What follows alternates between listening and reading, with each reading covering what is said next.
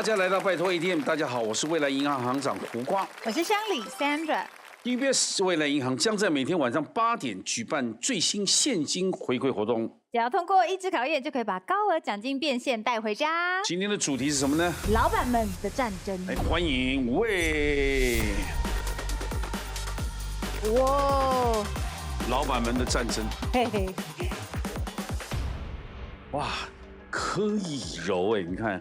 他多少年前就开始做？10年前开始做电商，对。但那个时候没有像现在的直播啊。对我那时候做的时候，因为我是演艺圈第一个做团购电商的艺人嘛，然后那时候其实都还没有所谓的直播，也没有什么蓝勾勾，然后有时候就是从写部落格文，用图文的方式做团购。哇，好辛苦哦！好辛苦，都你一个人啊？有请团队？以前当然是只有一个人啊，因为那时候那时候是想说要能够在家里带小孩，有一份工作，因为我以前是做外景节目嘛，然后其实外景节目自己当妈妈之后，就真的是早出晚归，因为一整天都在外面，不认得你了。对，就想说还是想要多陪小孩啦，所以那时候就想说，万一有一天没有做外景节目了，希望有一份工作是可以在家里做。他因为最基层都经历过了，这个才是最扎扎实实的，对不对？训练的经验哦。接下来介绍丁宁，嗨，丁宁，大家好。是知名的戏剧演员，但是当老师是教瑜伽，所以有开课。对，因为我慢慢，因为以前我上课就是固定，例如说礼拜3、礼拜5上课这样。可是我慢慢发现说，因为你学了很多东西之后，你光一堂瑜伽课90分钟的时间，你觉得你没有办法传达这么多你想要教的。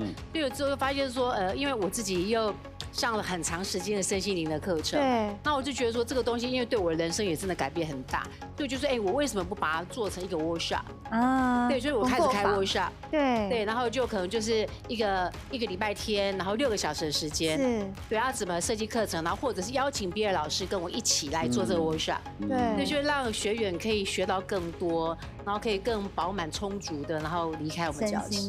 接下来有秦老板，古董跟珠宝鉴定专家。那他到底多有钱就不用我们介绍了。哦，他每个月，但是数字还是很惊人，因为每个月的营业额破1亿。对，当然。因为我们这个行业是金融业，对，所以这个本大利薄，而且我们还面临到一个就是它有亏损的风险，所以是站在那个钢丝上。对，你不要讲自己那么可怜好不好？真的太客气了吧？因为每年都办那个拍卖，不就是很成功吗？真的，这个流当品拍卖呢，我们这个当铺这个行业充满了风险。接下来介绍呢，这个比较一定是有客人多的。医美的医师夫妇搭档，沈怡乾，还有陈威宇，怡乾跟威宇一起开诊所嘛？对，欢迎2位。接下来介绍我们家医科的医师陈柏成医师，你好，欢迎医师，大家好。来进行第1回合，协力夺金。我们请乡里讲规则。这回合呢，靠的是团队合作，总共有10题的题目，彼此呢轮流当主答者。但一题呢只有90秒讨论时间，赶快取得共识，说出你们最后的答案。但是时间跟奖金是一起同时快速在流逝的哦，要注意。那柯以柔为主导，来第1题，请出题。老板带我出去玩，请问根据网络统计，员工旅游最想去的国家是哪里 ？A. 韩国 B. 泰国 C. 日本。请作答。有 B 有 C。来，请开始讨论。我个人觉得会是日本，是因为就是他对大家一般的印象就是很干净啊，然后也很好，很亲民啊，服务态度很好。但是我想要问一下，这个沈医师好了，为什么选 B？ 因为我本人喜欢去泰国，所以我想说，那大家一块去好了。然后因为气候各方面又比较吻合，因为日本韩国对都偏干嘛，对，可以穿比基尼，对，可以展现身材的。毕竟我们的员工比较多女性，6000多了。好，那我就要请作答。你的答案是？我的答案是日本，就是 C 嘛，对不对？泰国当然也很多人去玩啦，因为它的价位不会太高，而且可以按摩啊，逛街啊。但刚刚有人说要喝到醉，但这3个都可以喝到醉啦，喝醉是不分到哪里。好像也是。没有，泰国喝到醉会感觉比较放松，我觉得这样比较可以不用跟老板一起喝。对，好员工旅游。对，我的答案比较学术。学术老板嘛，所以我办过调查。你直接办调查。所有的同仁80%都要去日本。对，韩国现在不是 K-pop 很红，没有人想去韩国。因为第一，日本很近；第二呢，日本五花八门，玩的东西很多，也很好买啊。是。好，选择了日本，对我错。恭喜答对。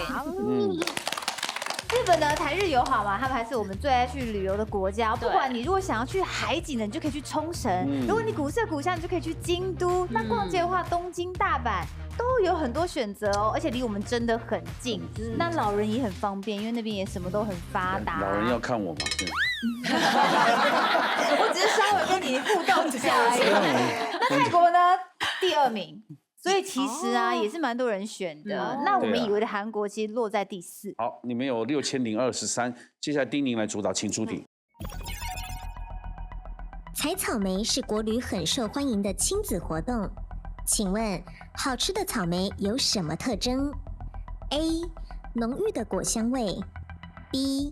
个头很大 ；C. 颜色越深越好。请作答。有 A 有 C， 来，请开始讨论。因为我在美国吃到那个草莓都非常大，然后非常漂亮，颜色也非常浓，但是就是没有香气，但是很难吃。对，所以我就觉得说，果香味越浓越好。对，所以我觉得应该是 A， 所以大家应该没有什么意见了。要不要？陈医师你觉得呢？我来作答。陈医师，我相信你。好，我的答案是 A。选择的是浓郁的果香味，对或错？恭喜答对。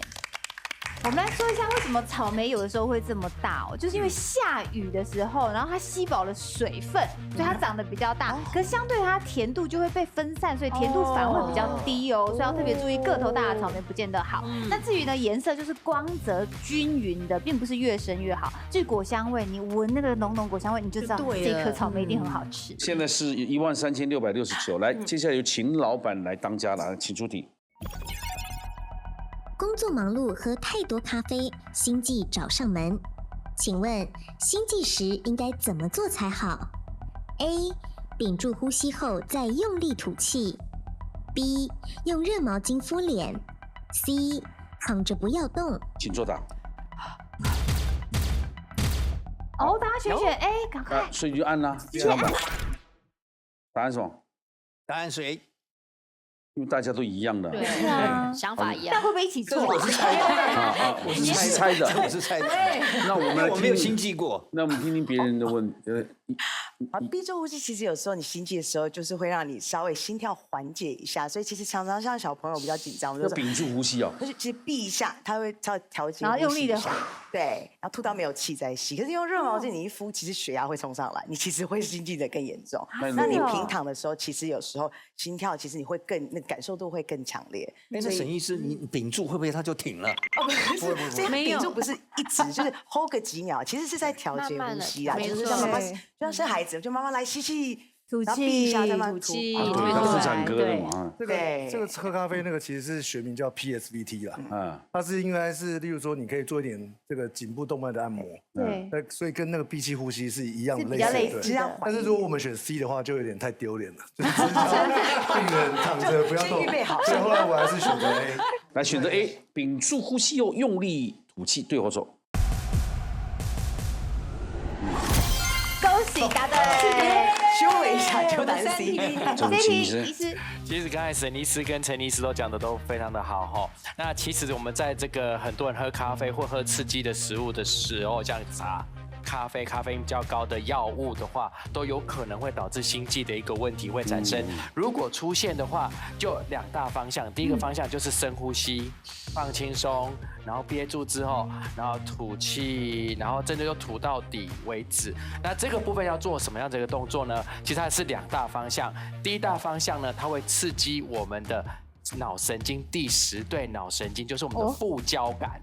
副交感会让我们的心跳会缓慢，所以这一种呼吸的方式会促进这个所谓的副交感的刺激。另外一种就是刚才所说的按摩我们的颈部的部分的话，不要随便乱按哦，真的有心悸的时候才按，它的确也会促进我们的那个第10对脑神经，就是我们的副交感这个反射，它也会让心跳下降。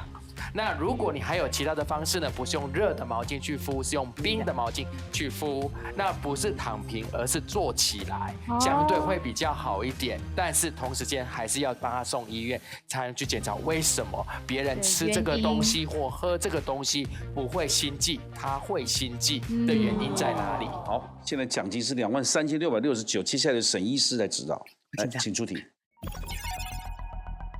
你讨厌这种主管吗？30%员工的离职原因是不喜欢主管的领导风格，其中他们最讨厌什么类型 ？A. 情绪暴躁型 ，B. 控制狂型 ，C. 情绪勒索型。请作答。 B 跟 C， 来，请讨论。我自己又一直很纠结，因为这几样应该都蛮讨人厌的。对，怎么办？怎么选？对，但因为我觉得情绪勒索其实就涵盖这一些，因为情绪勒索的附带的很多其他的暴躁啊、控制欲，其实都涵盖，所以我觉得它刚好涵盖了 A、B。那我们到底谁不一样？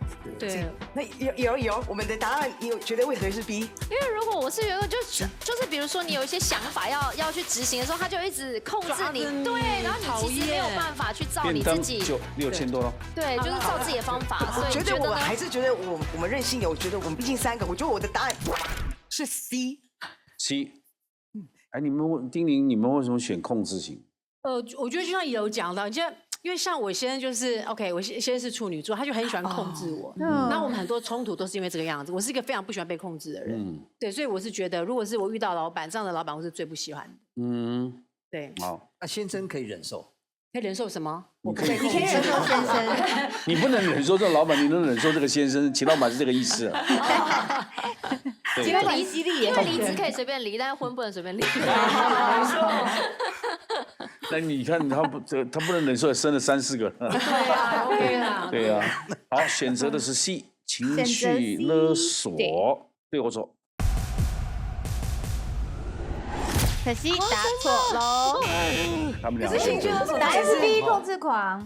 对，你们俩对的啊。应该是说这3个都很讨人厌，但控制狂他还有一个很特别的状况，就是他大小细节都要控。对，所以即便是他不是只要讲求结果，他要中间你每一步骤都要照他的，这是最恐怖的。就变成很像被操控的玩偶。对，然后一直盯着叫我做这个，然后明明就是可能也许我的方向想要执行这个会更好，反正你能达成就好了。但是就变成长久以来，员工会觉得自己失去了创造力跟想象力，那一路上来就缺乏成就感，然后做出来感觉好像也是因为老板的这个方向。那至于说情绪暴躁跟情绪勒索的话，它比较是属于情绪上其他的，但是可能做的过程当中啊，你还是有自由度的。但控制狂你是无自由度，自由是最重要的，自由无价。要陈医师来主导的，请出题。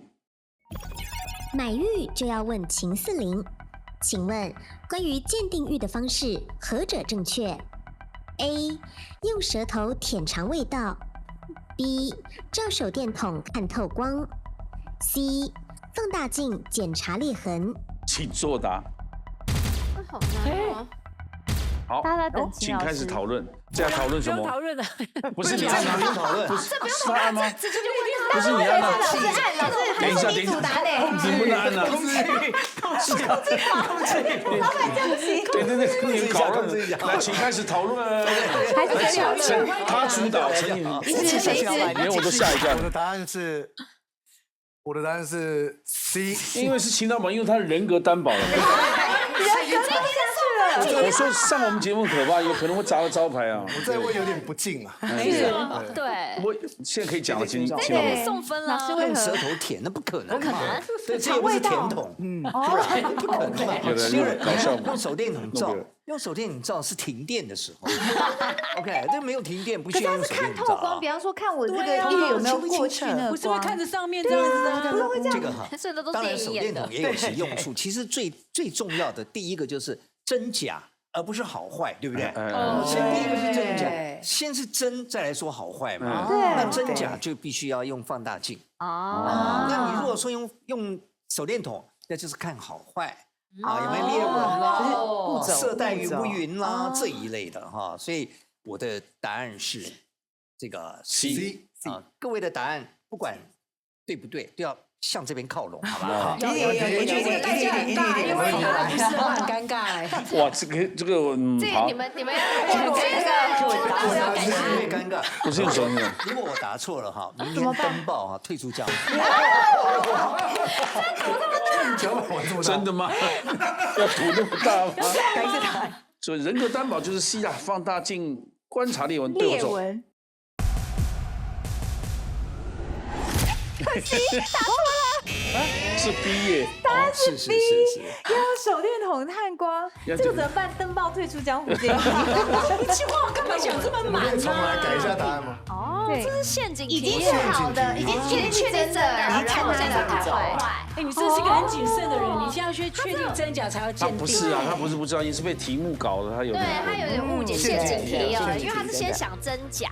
再看好坏，其实要对着光亮看的话，这个可能是玉石的成色跟着它的质地啦。是，所以你这样看看，如果它的颜色分布均匀哦，就是比较好的玉。那很多假的玉就是塑胶跟玻璃制成，其实透过光还有灌那些有的没有的嘛。对，那个色泽应该很不一样。这太深了。我们说2种了哈，一种是翡翠，就我们说的硬玉啊，一种就是和田玉，软玉啊。但是不管是什么玉，也不管是什么宝物哈。首先，第一应该是真假，所以鉴定的第一门就是真假。哦，了解。所以不管好坏是第二门的。了解，而且器具是放大镜。哎，一定是放大镜。好的，没关系，可以了。回到你哦。好，来，请出题。喉咙痛连话都讲不了，请问医师指出，感冒喉咙痛时可以吃哪一类食物帮助缓解 ？A. 麻油鸡汤 B. 温热的咖啡 C. 冰凉饮料。请作答。来，开始讨论1楼。有 B 有 C。我个人因为就是。毕竟小孩也很多嘛，然后以前像他们喉咙扁桃腺发炎的时候，医生都说可以给他吃那种冰冰凉的布丁啊、爱玉啊，去舒缓这个红肿的状态。没错。对，然后再加上就是2个医生，我就直接作答了。那请说。选 C。这个我会算。你也不问问我们秦老板选 B， 因为只有秦老板一个人是 B 啊。温热的咖啡。那秦老板想说这个不是我专业，没关系，可以跳过我这样。我这个仅供参考，因为这我真的不懂。冰凉饮料对或错？恭喜答对喽！这一题医师没有错哈，题目稍微也有一点点小小的陷阱，这个陷阱就是缓解，他没有说治疗，它是缓解这个不舒服的情况，所以我们喉咙在发炎的时候，红肿热痛。不管身体哪一个部位的红肿热痛，我们会先冰敷，这是我们的首选选择。那在喉咙的部分没办法直接冰敷，所以我们可以喝或含一些冰块的时候，短时间去做一个降温的一个动作。所以小朋友扁桃腺发炎或肠病毒感染的时候，他嘴巴会有出现这个发炎的状况的时候，医师说还是要让他吃东西，可是因为他发炎肿起来又痛。所以没办法吃，我们就会说短时间，但不是长期，可以吃一点冰淇淋或冷的东西。我们并不是要叫他吃长期的哈，这也不是他的治疗方式，但是他总得要吃一点冰的东西，等到有点热量，而且可以缓解一下他的心情啦。心情也会照顾。我生病不舒服，他听到说妈妈带我去买布丁就很开心，对，这唯一一个好处就是心理作用有这个。对啊，就是也是要缓解他的心情。他可能是看医生都在哭啊，然后听到说看完医生可以去吃冰淇淋，开心了。心灵哦，就但不能太甜哦，因为甜分太高还会发炎，不能奶。接下来一题，你们这个奖金3万1了哈。好，那下一题请出题。拒绝惯老板，请问根据统计，台湾员工最讨厌老板讲以下哪一句话 ？A. 这是给你机会学习。B. 希望大家共体时间。C. 我年轻时也是这样。来，请作答。都蛮讨厌的。好 ，A、B、C 都有，请开始讨论。哇，是真的都蛮讨厌，但是我觉得我是用删减法，我觉得这次跟你学机会我可以接受。那我年轻的时候也是这样，我也可以接受。但是我觉得说大家共体时间，意思就是说我要给你薪水很少，然后工作量很大，就让人很讨厌。对，就是你有钱你不会给我，所以我觉得是这样子。那所以我要请问一下，秦老板，请问一下你的意见。你要知道哈，反正是老板跟我们有什么不一样？老板就是高高在上啊，对不对？老板常常会讲当年勇，这是员工最讨厌的。老板，我可以给他作答了吗？比如说，老板常常讲，老板常常讲说，讲，老板，我的答案是，我的答案是 B。他紧张，因为你还没选择，钱还会掉哦。选择 B， 所以可以请老板现在把话讲完，没关系。老板啊，常常会讲说，你看，我年轻的时候哈，从来不要求人家加薪。这是不是老板的口头语？我年轻的时候从来不要求老板加薪。当年勇很讨厌，就是希望你们，就是希望你们年轻的时候也是这样啊。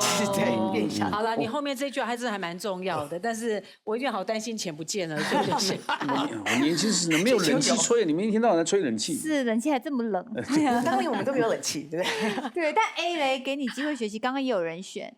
因为我觉得就是有一种，你知道会让人家觉得送给你的就好，对啊，就是让你做，让你有机会，然后就觉得听了就会感觉是很像在 PUA 你，对，就是很好，感觉好像就是我们在得到老板的施舍。所以选择的是希望大家共体时间哦。B 对或错？恭喜答对。哇，其实啊，3个都蛮讨厌的，但最讨厌真的是景气不好，希望大家共体时间，因为往往接着这后面的就是要帮你减薪，或者希望你不要要求加薪，所以跟薪水有关的都会听得很不舒服，而且遥遥无期。没错，是今年年终就是比照去年办理，对，然后给你机会学习啊，是排名第3，差不多有48%的人也有很讨厌这样，那排名第4是我年轻这样苦过来也有47%，所以基本上都还蛮讨厌的。不过说真的，如果老板很讨人厌的话，有27%的人觉得，如果你觉得你做人蛮讨厌，但你一次加薪给我加11000，我还是可以留得住。讲出11000耶，1000块我不 OK 哦，给我加11000我就留着。就我们请老板来当官，来请出庭。做生意最怕劣币驱逐良币，请问这个成语的起源是用什么货币驱逐什么货币 ？A. 破钱币驱逐完整币 B. 纸币驱逐铜钱 C. 铜币驱逐银币。请作答。ABC 都有，请开始讨论，秦老板。好，那个跟我不一样的有谁啊？有梁医师。梁医师，你为什么是 B 啊？因为我是用猜，你也是用猜的哈。你不要相信他，他看不懂。他中文太烂。是。那还有一个选不一样的，可以了。可以。我其实也是猜的。我们相信你，我们相信你。老板见识比较广啊。我解释一下哈，古时候没有。你要不要按着再解释？钱在跑。哇，刚刚那么会按这样，刚刚很激动。我的答案是 C。好，才会停啊！对，哦，你这个刚刚不是你按那么快，现在是你我。抱歉。老板很难搞。好，你讲铜币驱逐银币来，请说。是因为我认为以前的这个钱的印制铜币往往都是比较模糊、比较粗糙，那银币都会做得比较漂亮，对。但是因为怎么样？因为大家都使用铜币比较多。成本的问题，不是成本的事，它通用性大家兜里面呢放的都是铜币，很少兜里面有银币的，对，抱歉，所以慢慢的银币就很少人使用可是看那个劣币驱逐良币的原因是这样。你看我们很多古装剧就是这样用银子，银子其实里面成分也可以灌呢。是，其实投军饷的时候不是，其实你看电视剧十有八九。皆是怎么样？就是那种我觉得它是虚构的。虚构，你想想看古时候在从事农业的那个环境里面，谁家有银呐？对呀，什么1两银、2两银，还什么带10两银？你拿10两银出去，谁找给你？还有碎银子、完整银子。对啊，我觉得都是铜币。包这样，不要拿2000块去逛菜市场一样。铜币驱逐银币 ，C 对或错？答错了。正确答案是 A 破钱币驱逐完整币。其实很有趣的，你们看哦，同一个面额 ，for example， 它同一个面额，但里面的含银量不太一样，所以大家就会默默的把那种含银量高的收在自己口袋，就用那些面额一样，但是含银量没那么高去交易。这个状况，那久而久之，大家就知道流通在市面上都是含银量没有那么好的。那另外一种哦，是啊，甚至在古罗马时期，因为金银币大家看不错，就会从上面那边接一点小角，接一点小角，然后收集起来，当做自己的私家收藏。那当然，市面上流通就剩下一些破破烂烂的，这边被剪角，那边被剪角，所以这个东西就演变成劣币驱逐良币，意思是良币大家都收起来了，劣币流通。接下来呢是轮到了我们沈医师来，请出题。请问，根据哈佛大学研究显示，50岁后影响人快乐健康的最重要因素是什么 ？A. 财富数量 B. 社会地位 C. 社交关系。请作答。好，大家都 C， 快点答案是，哎，我答案是 C。为什么大家速度会那么快？社交关系吗？因为我觉得到那个年纪，其实大概已经财富自由了。其实那时候真的吗？相对比例会比较高啦，因为其实45岁到55岁是平均女生的更年期，其实大家都忘了，还有落在一个男生的更年期，差不多50上下。这个时候呢，其实你会觉得很孤单。那时候可能财富到一个程度了，那社会地位或许也到一个程度，不一定高或低。可是那时候的你会发现拼了一路，嘿。旁边好孤单，而且这个时候会放得很大，因为你会觉得好冷都没有人。那因为那个是经历，我觉得2个阶段，空巢期，男女生的荷尔蒙的浮动，外加你会觉得身边的人，因为有时候在过程中你会流失掉一些朋友，因为工作等等的，所以我觉得那个时候的社交，我觉得超专业，重要。大家都一致嘛，哈。对 C 社交关系对或错？恭喜答对了。哈佛大学持续做了一个连续非常长的85年的研究，85年研究针对50岁以上的人，就发现说，到底什么才会让你开心？他们发现最后面就是 relationship， 也就是社交的这个部分。我们是群体动物，本来就是要在一个团体里面，所以他们后来的一个结论是 ，loneliness 就是孤单的杀伤力不亚于抽烟喝酒，所以其实你一定要有一个非常好的一个生活，未来要开心的话，你一定要有一个非常好的 relationship， 不管是跟你的另外一半或者跟社会，其实你就不能孤单一个人。接下来由陈医师最后一题了，来主导了，请出题。LeBron James 是世界知名的篮球员，他也投资了很多领域。在美食界，他投资了哪种店 ？A. 披萨店 B. 塔可店 C. 汉堡店。请作答。好 ，A、B、C 都有。怎么会出现 A、B？ 一定没听过，乱猜的。哎，什么事？我的答案是，你就直接啊？我就直接讲了，因为我知道答案。他是粉丝，答案是 B。看过这个新闻，因为我有在看 NBA， 我很喜欢 LeBron James，他有一个常常会拍一个 shorts， 叫做 Taco Tuesday， 就是每到 Tuesday 之后，他们就会有一个 taco， 墨西哥卷饼，对不对？硬的。他很喜欢这个，他就开了这个连锁店。我也很爱吃。他是 Amigo 吗？他不是 Amigo， 他喜欢，好像是他变装去了一天当 cashier， 跟粉丝玩。你刚刚那句话太可爱了，他不是 Amigo， 他是。所以为了要帮大家争取奖金，我就直接做决定，应该是选择 B 塔可店，对或错？可惜的错，其实他开的是披萨店，但他喜欢吃 taco。对，然后他自己很好玩，他还做很多宣传，就他自己在那个披萨店里面打工啊，或者他外送，根本大家认不出来他是 LeBron James。所以呢，让这家披萨店爆红，那已经超过他当时投资的35倍了。哇，那跟他合伙的爽呆了，他还是自己独资的啊。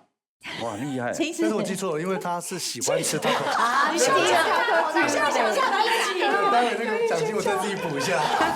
2轮都进行完毕，你们总奖金47071，这个整合到48000。好的，48000，也很多呢，蛮高的，48000很多呢，大利率很高了。我们虽然他们都很有自信按错，但是我们错也对到48000了。是呀，哎，接下来只有1个人可以挑战48000，进行下一回合，唯我独拿。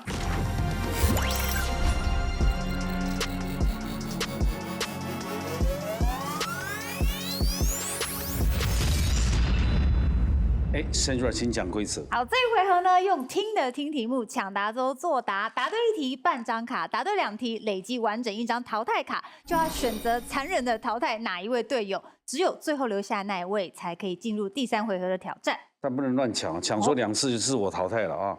为我独拿第1题，请出题。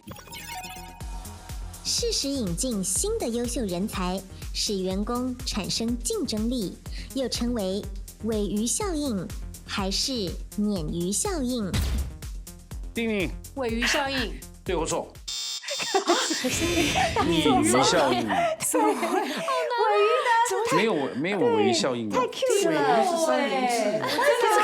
尾鱼效应是什么效应？是鱿鱼游戏。为什么要用鲶鱼效应呢？因为鲶鱼它是食肉的鱼，你把它加入一个池子哦，大家会很惊慌，就开始表现更好，所以就变成说，假设一个公司呢已经很久大家都在安逸圈的时候，这个时候会引进新的优秀厉害人才，让大家觉得哇，赶快就急起直追，这个叫做鲶鱼效应。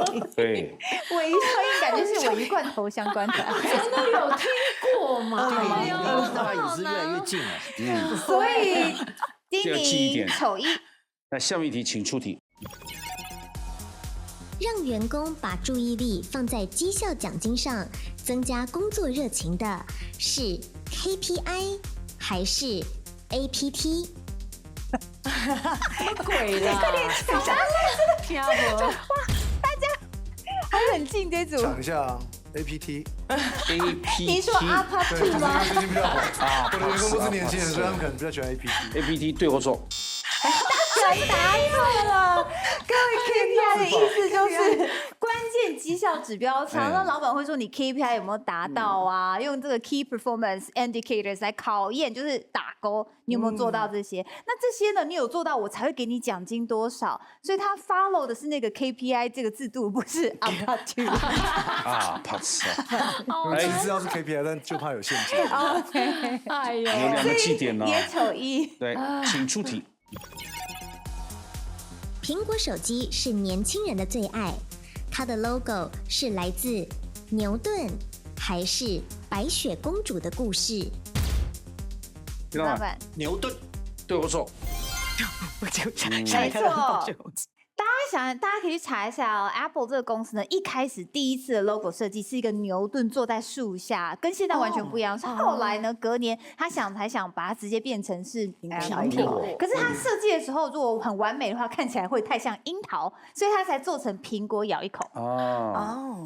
原来他是因为怕像樱桃，所以做对，而且他一开始是用牛顿，说一开始的长相跟现在完全不一样。一开始还是个铁灰色的，然后牛顿坐在树底下，整个完整的图案哦。好，接下来一题，请出题。请问，没有小费文化的国家是日本还是加拿大？丁宁，日本，对或错？对的。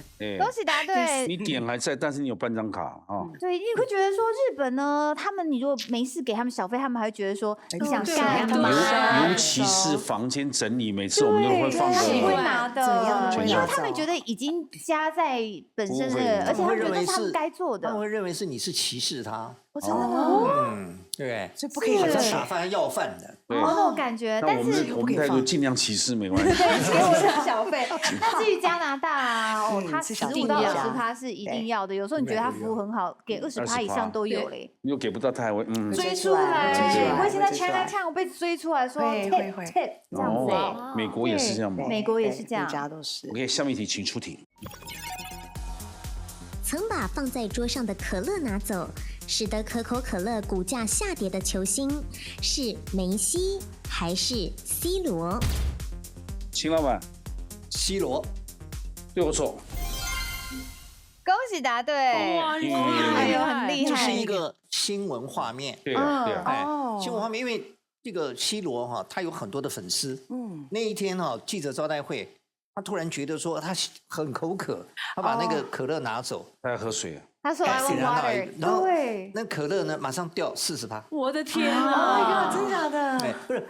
好，但他说呢，下降40是下降40亿这个公司的公司的价值，但是呢是股票直接也下涨1.7%。我的天，所以是有讲一句话就影响力这么大。天哪！对，秦老师，你有第1张淘汰卡了。谢谢。恭喜秦老板有1张淘汰卡，请问你要淘汰的是？我要淘汰的是。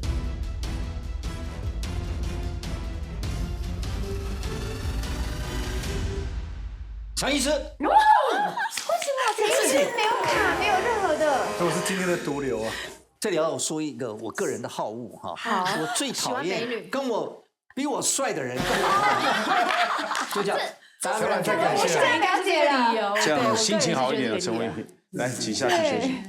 长太帅被淘汰，秦老板会被美女包围这样，对，先淘汰同性。这是我最开心的场面。现在只剩下你1位男性了耶！来，请出题。郭台铭喜欢打高尔夫，曾经因为一杆进洞打赏甘地。丁宁50万。对我错。你怎么知道？好巧啊！那一天有那个就是刚好看到老婆吃到饭，他就讲这件事情，然后我们就说好棒好棒，因为我觉得说那个甘地或者好像是其实是一个女生，是甘地阿姨，对，肯定50万，而且现金直接请司机回家拿现金。你看那个甘地会多开心，就说这是好棒的行为，可以让一个人这么开心。最重要有一点，他没有报道的，他第2天他那个叫永龄基金去找，要捐1亿给40个单位。哦，他们现在还在找，拼命找。有钱真的很好，对啊，他就觉得做善事，他自己有这个地球地表那么大的一杆进那个洞是多么，而且真的很难，对，而且那时候啊。他还有交代他太太，就是说这段时间都要请客。他说这是一个 good luck， 就一段一直请客，让大家沾这个喜气。我希望郭董每天都打1杆进洞。不错，对，大家都很好。还可以来恭喜丁宁有1张淘汰卡，请问你要淘汰的是？我要淘汰的是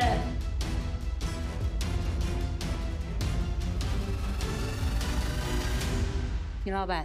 为什么是我？多年的交情呢？我们已经离这么远，不要再跟我讲交情这件事情了。来，秦老板，你先。谁是这么害怕？你先下去休息。我想说你会让我们夫妻一直秦老板太聪明了嘛？那个不是，因为他涉猎很多。对，先把强者送下去。对，我这样是不是对的？对，把强的先送下去。对呀，因为有策略的。他吃过的盐比你们吃的饭还多。对，他是我最强劲的对手。有道理，有道理。下面一题，请出题。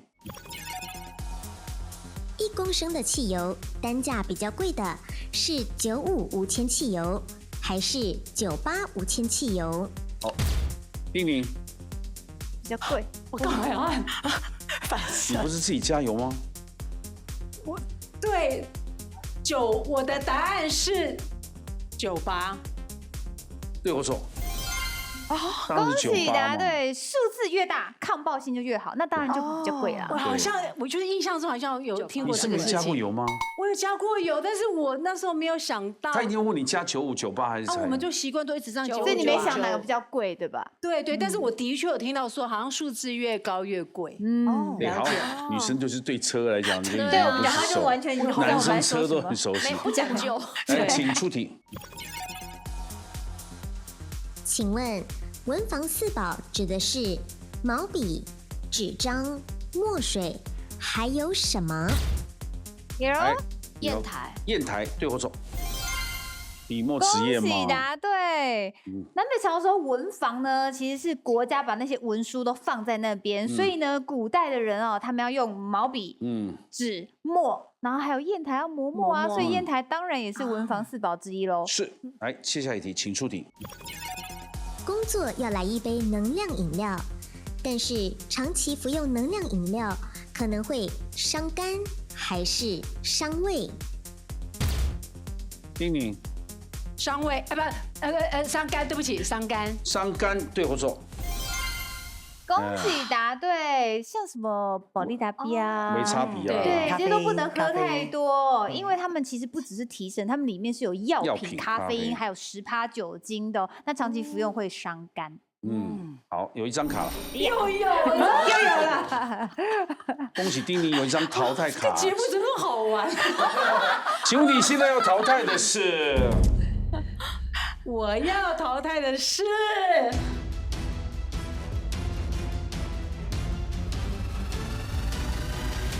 柯以柔啊，因为你聪明，而且你有半张卡，你有半张卡了。对，哦，我有半张卡，因为他不淘汰你，他会赢了。你有半张卡，答对一题他就再见了。对，而且你可能会淘汰我，好不好？对啊，我没想那么多哎。是你们两个，他一定要淘汰你啊。对啊。来，请休息。现在你跟沈医师啊，对决。来，请出题。请问，古董的英文是 vintage 还是 antique？ 沈医师 ，antique，对我错。恭喜答对，就是 antique。那 vintage 是一种古着的感觉，比方说有一些最近很流行的复古风，那才叫 vintage。好，古董有半张卡，丁你有记忆点了哈。来，请出题。请问，威士忌酒的琥珀色或黄色是蒸馏后的颜色，还是橡木桶的颜色？丁宁蒸馏，对我错。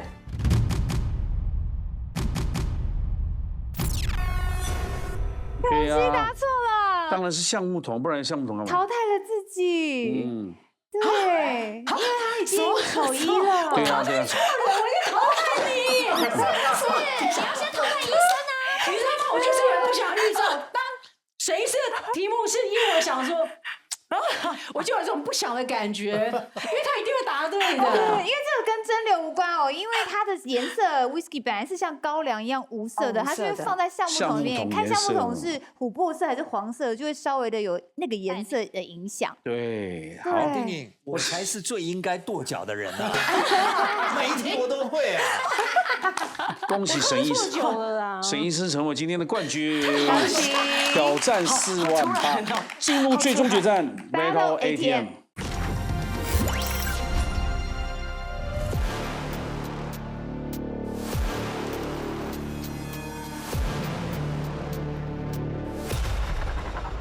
恭喜我们沈医师，哎，来一起，谢谢。哇，48000奖金很高呢，来，请插卡。好。沈医师平常有在写字吗？对中文的了解。来，金库请打开。蛮差。里面有48000是你的奖金，但先必须经过2道密码的考验，请出示2道密码。好。哎，2道密码呢，分别是总笔画56画《老板们的战争》，以及总笔画58画《开刀前要睡饱》。老板们战争是尔虞我诈。哦，互不相让。我觉得我们还是选一个，毕竟可能跟我们的职业比较有关系。开刀可是58画哎。可是2个也只差2画啊。对啊，其实56跟58很像，都蛮多的。为什么不是一个开刀前要睡饱？哦。一定要睡饱嘛，精神饱满，蓄势待发。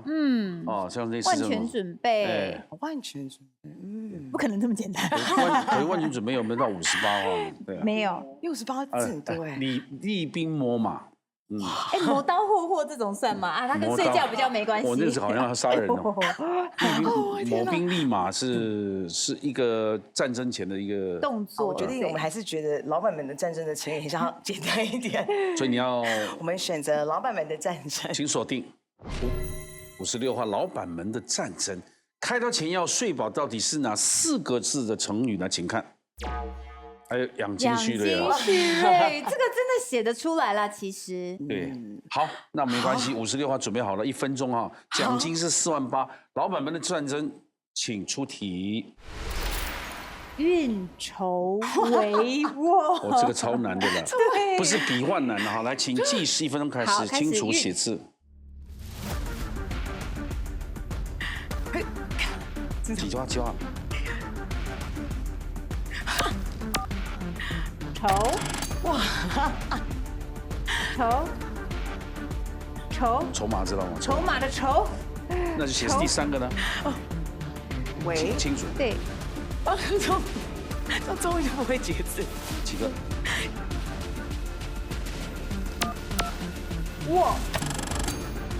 哇，握手是这样。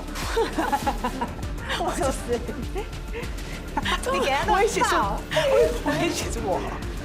我来这比划。校长是不是？你看这个是不是？哎，是吗？计划。是吗？哇，筹，你想一下，筹办的筹。 9、8、7，好，清楚。 6、筹办。 3、2，好，运筹，你是报仇的仇是吧？对，筹办的筹是报仇的筹吗？好，密码14051213。对或错？肯定不对。肯定不对。给你改最后一个字啊，来计时开始。 对，筹码的筹，跟那个寿星的寿有一点点关系。是不是有一个说字啊？是不是有一个？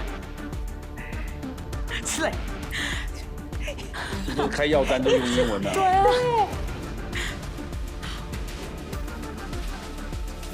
祝寿的寿会吗？4。祝寿的寿会写吗？3。也不会。对，因为寿星人寿还不会。OK， 5、4、3、2，是不是？好，来写计划。08是吧 ？OK， 好，停。密码14081213。对或错？肯定不对。这样加起来也不过40几话。对啊，50吧。医师是在国外长大，是不是？对，我在美国出生，在温哥华长大，我大学才回来，所以我刚刚赢了。所以成语会对你来说挑战很难。刚刚很多题我其实都听不懂。来，我们看正确解答。对，这个帷幄的意思就是他们在军营里面的账目里面去讨论推兵，对，讨论计谋，对。 推杀演习啊，就是作战沙盘推演，对。所以我们养精蓄锐好像还比较简单一些些。对啊，我们只会讲，就是写，太可怕了，很难。那2个帷幄是经帐里面嘛？对，看到吗？就是帐篷里面的帐篷， 2个是一样的。 OK， 好，谢谢，拜拜。谢谢。哎呀，可惜。对，刚刚我们问秦老板，运筹帷幄是讲指的是诸葛亮，运筹帷幄于千里之外。哦，厉害，千里舟是一首歌，对。对，是他根本就是调兵遣将，根本人家在帐中就已经知道打赢或打输了。是啊。对。 那另外一个是养精蓄锐，就相对简单。对，养精蓄锐也是讲军营的事情嘛，把士兵们养足精神才能好好打仗。好，今天谢谢大家今天的参与啊，谢谢。晚上8点锁定拜托 ATM， 把智慧变现，谢谢你，谢谢。